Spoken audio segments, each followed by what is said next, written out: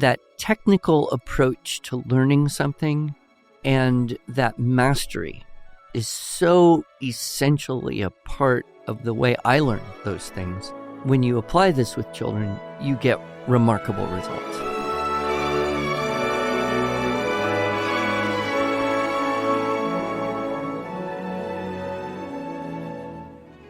Hello, and welcome to the Arts of Language podcast with Andrew Pudewa, founder of the Institute for Excellence in Writing, or as many like to say, IEW.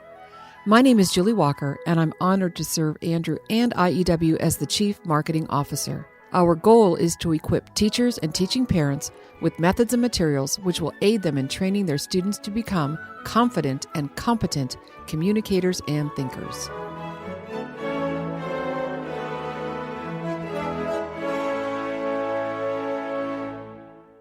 So, Andrew, our theme for the year is laying the foundation.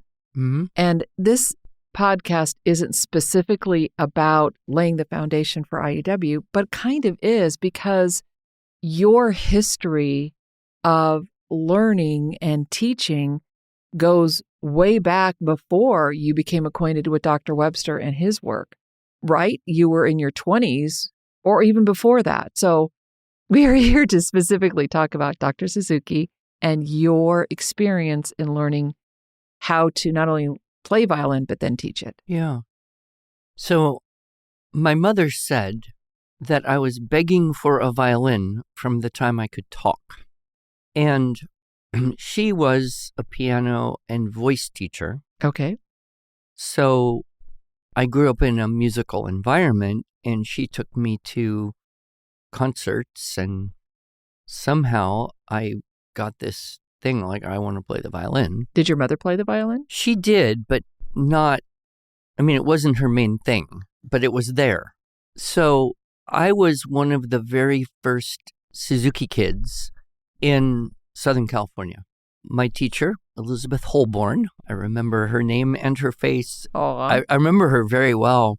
She was kind of a pioneer in that there just weren't a lot of people who even knew about it. This would have been approximately 1965. Okay. And so she... Wow, you were really young. Yeah, I was 5 years old. She got the Listen and Play, which was the Suzuki Method books published outside of Japan. And we had those old LP recordings. And so I was listening, and I was playing, and I was going to lessons, and she had a group lesson. I don't know how she got into it. She was actually the first chair violinist of the Peninsula Symphony, which was it wasn't a professional like orchestra, a community orchestra? But yeah, it was a community orchestra. So anyway, I grew up playing the violin, and I didn't know any other way that it could be done, but I remember, learning new pieces, but having to always play the old pieces that I knew. So I knew a lot of pieces, a lot of music. And I remember when I was 16 and I had a car, and I got this idea that I could drive somewhere and put out my violin case and play on the street. Oh, nice, Andrew. You were, what did they call those? Hucksters? Not hucksters. No, it's like a street musician. Busking. Yeah. So I did this. I went, somewhere down in Los Angeles area, and I put out and I was smart enough to throw a few dollars in coins in there. Sure. To prime the pump. Yes, exactly. And I don't know that I ever made a lot of money, but it was kind of cool to be able to just stand there without any printed music in front of my face and just play all these pieces that I knew from memory. And I go for... Did you take requests?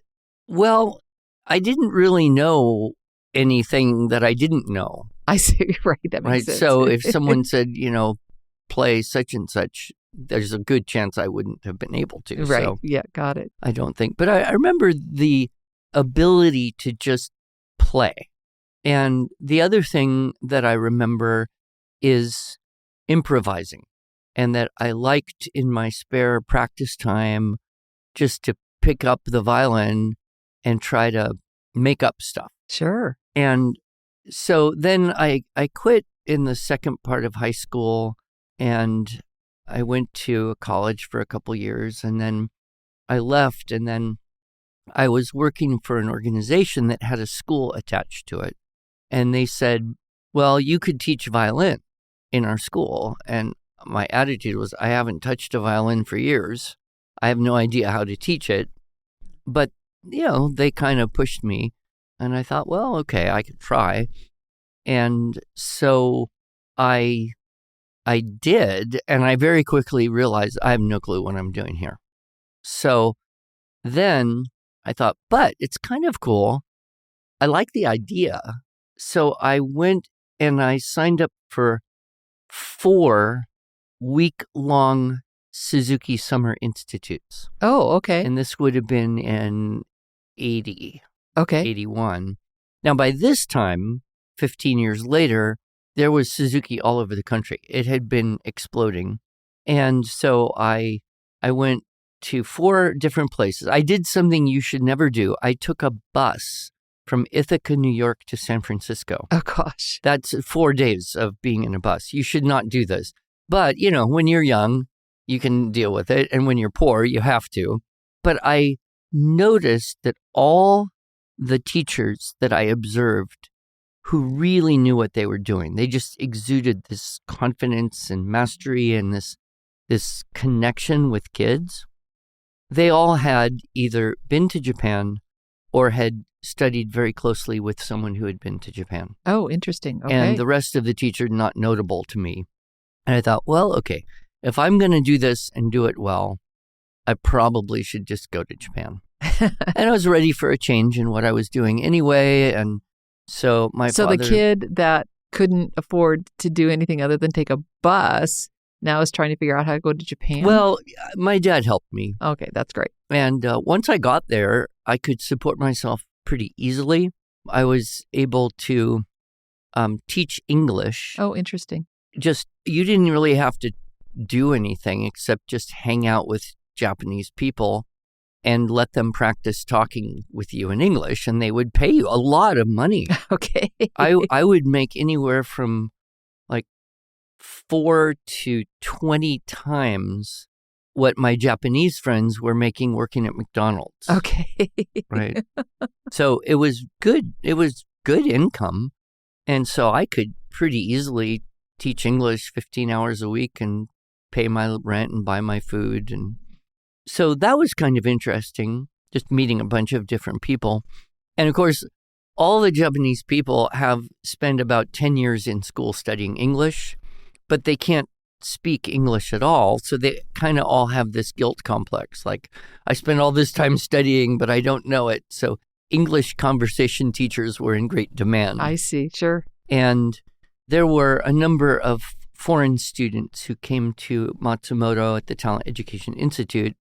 And when they would leave, they would kind of pass on their English class or their English students to somebody else. So it's like this constant swapping around and supply of people would walk up to you on the street too and say, "You teach a English conversation?" Oh, wow. Like, I do. But Andrew, how on earth would they know that you might speak English? Yeah, how would they know? So my time there was spent essentially going through the whole repertoire again and having lesson with Dr. Suzuki. He taught every morning, 7 days a week. Wow. From 9 a.m. to 11 a.m. group lesson. The only time he wasn't teaching is when he was out of town traveling internationally or whatever. And then we had master class also for 3 or 4 hours once a week. And then we had a music appreciation. That was kind of weird. We had calligraphy and flower arranging. We had a lot of cultural elements that were embedded in there. But it was more of a place, rather than a curriculum that you would work through, it was just a place you would exist. You would just live there. And some people would come for 3 months, some for 6 months. I stayed for almost 3 years and was able to then do a graduation recital and graduate. The Japanese kids who were there, this was their college. So they would okay. come at 18, they would leave at 22. But the foreigners were all different ages. One of my good friends, Lily, both her parents were Japanese. She was perfectly bilingual. She was 16. Mm. And then there were people, in their 30s or 40s, usually wouldn't stay for as long. So it was kind of a interesting mishmash of people from around the world combined with the Japanese kids. And Dr. Suzuki, very, very enigmatic in many ways. I'd use the word Zen, but that might not be an actual characterization. He was just one of those people who could kind of see into your soul and say the exact thing you needed to hear. And it might not make sense to anyone else, but you would think about it for the rest of the day or the week or the month. I mean, he was truly one of the great, great, great human beings of the 20th century. Yep. And I want to mention this because you did write an article in 2018 called In Retrospect, Heroes of Providence. And you talk about Dr. Suzuki as one of those heroes in this article. And we have this on our website, but it's also included in your book, However Imperfectly. So, which everyone should own. Everyone should own. Link in the show notes. So, but yes. So it's really hard to pinpoint exactly what happened there, but it was very formative. The other thing I did that was also very formative is we spent a lot of time observing in the school other teachers teaching children. Oh, okay. Right. And there was also a Suzuki Method, or what in Japanese would be translated as ability development or talent education is the most common, preschool. Oh, okay. So they had established a preschool trying to apply fundamental principles of Suzuki Method to other subjects as well. And, the 4 pillars of talent education are the right environment. In other words, whatever you want a child to learn, saturate their environment with that thing. And so that's why he created the recordings of the repertoire and told everyone, play these recordings for your kids as much as you possibly can. And then children would learn the music from the environment. They'd memorize the music, and then you just have to teach them how to make their fingers create that music. But they'd know the music. He was a really strong believer that music shapes the soul and that great and beautiful music helps you become a great and beautiful person. And that was really a big theme. And you can see in his developing of the 10 books, the Suzuki books of repertoire over, he said it took 10 years. But from the very first few pieces all the way up to the Mozart concertos in book 9 and 10, it's beautiful, engaging, powerful, classical, and Baroque music. So the environment. The second pillar is the right period. He believed that it's easier to learn something the younger you are. And that's why he started teaching young children. Mm-hmm. And conveniently, his family owned a violin factory, which during World War II was temporarily transformed into a kamikaze airplane factory. Right. But then it became a violin factory again. So he was able to get small size violins and teach young children. And we know this from language acquisition. Maria Montessori talked a lot about the absorbent mind, the early period, and how that's so powerful. The third thing he did that was pretty radical was the right teacher. And he noted that children do not go to school to learn to speak Japanese. They actually learn to speak Japanese from their parents in the home, the mother tongue. In fact, Suzuki Method, before it was called Suzuki Method, or before it was called Saino Kyoiku, which translates as ability development or talent education, it was called the mother tongue method of learning. So he taught the moms how to teach the violin to their little kids at home. And this is kind of radical in the world of music education in the early to mid 1900s. That was just not a thing that anybody had thought of doing, at least not on a widespread scale. And so these were pretty radical practices to teach young children to have them learn the music by listening to it first, the way they would learn a language, and to teach the mother how to practice with the child. The fourth pillar is the right method, and that's where he kind of observed that because children will, learn a word and use it and use it and use it and use it until you wonder, are they ever going to learn another word? But then they get another word and they use both those words again and again and again. They get another word and use it again. And children acquire vocabulary in the beginning very slowly, but they never, ever stop using the words and the phrases, the expressions and combinations of words that they have learned. And so there's this constant maintenance of the language skill, which if any of us, tried to learn a language in high school or something, you learn, you study for the test, you pass the test, and then you go learn the next thing, you study for the test, you pass the test, you do it for a year, but you really couldn't have a 3-sentence conversation with anyone because we forget what we learn unless we have a continuous application of that. So I left Japan. I went to the Institutes for the Achievement of Human Potential. I worked there and learned a lot about child brain development, taught Suzuki violin there, learned a lot about brain-injured children and programs of treatment and accelerating kids, and that's a whole different story. Yep. And then I left there after 3 years. So I was in Japan for 3 years, in Philadelphia 3 years. And I went to Montana where my mother was living, and I was working for this small school in Montana. And one of the teachers was Canadian. And she said, there's this thing called the Blended Soundsite Program of Learning, and it's the absolute best way to teach children reading and writing. We all have to go and take this course. It was a 10-day teacher training course up in northern Alberta. So we all went up there. It's a small school. I think there's 8 of us total. Okay. It was a small school. But the whole faculty, we went up there, and I sat in Dr. Webster's section where he was teaching the 9 units, the dress-ups, openers, decorations, triples, the topic clinchers, the rule, all that stuff that he came up with that is now, the core of what we do.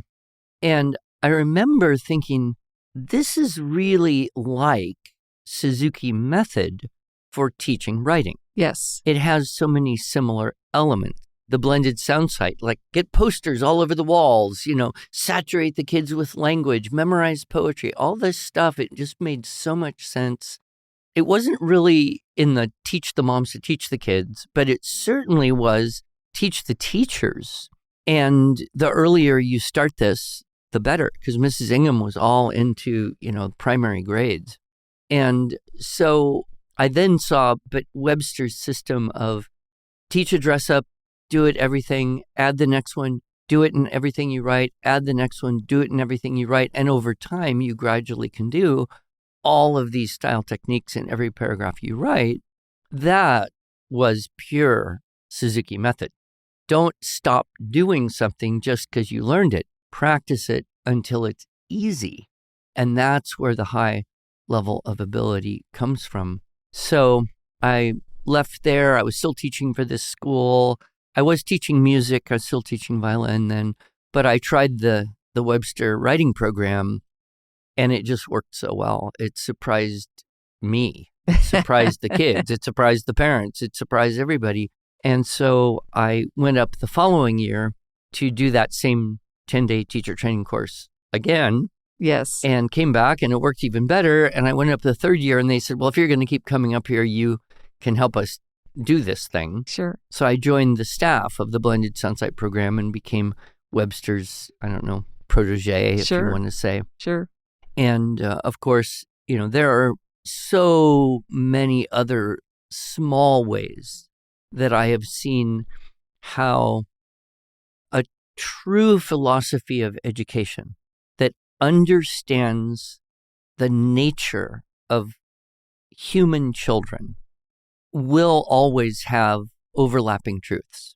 And so, I had read Maria Montessori, Shinichi Suzuki, Glenn Doman and the Institutes for the Human Potential, and then Burton Webster, these things were common truths.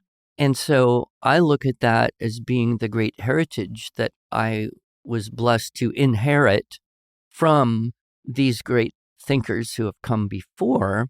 And of course, the people that influenced them, you don't know.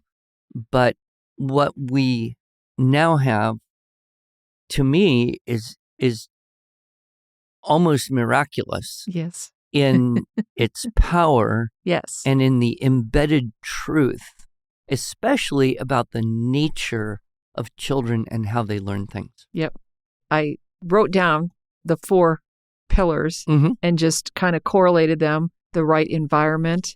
And you mentioned this, as we saturate the environment, a language-rich environment. We try to put posters on. We have word lists for the students to use. The right period, this idea of teaching younger. Do you know that my daughter-in-law is teaching my 2-year-old grandson ooey gooey? Poetry memorization? And he's already got it, and he's ready to move on to the next fun. one. It's just pretty cute. The right teacher. And I know that we definitely encourage parental involvement, whether it's the parent themselves teaching or the parent as the editor. But we certainly, sometimes we get criticism for really encouraging teachers to go through the teaching, writing, structure, and style. Is it really that complicated that we need to learn this new system? No, it's super easy. Learn it so that you can have a better experience. And so we will always be advocating for teachers and parents to go through that teaching, writing, structure, and style. And we have seen over and over again, Andrew, your biggest fans, our biggest fans at IEW have done the teaching, writing, structure, and style. They get what it is we're doing.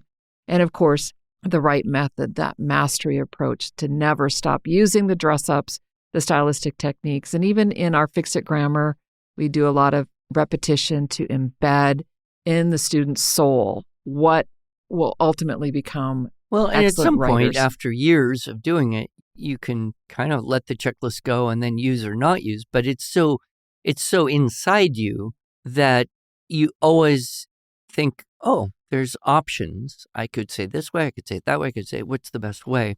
Kind of like I could play this way or I could play it that way. It's very similar.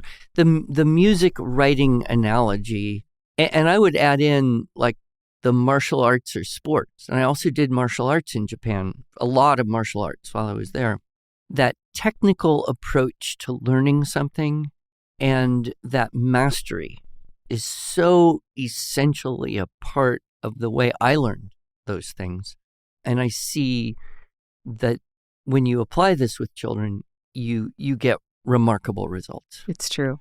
Andrew, I've worked with you and for you for many, many years. I've learned something new today. A few things learned something new, and I'm sure our listeners did as well. Thank you. Thank you.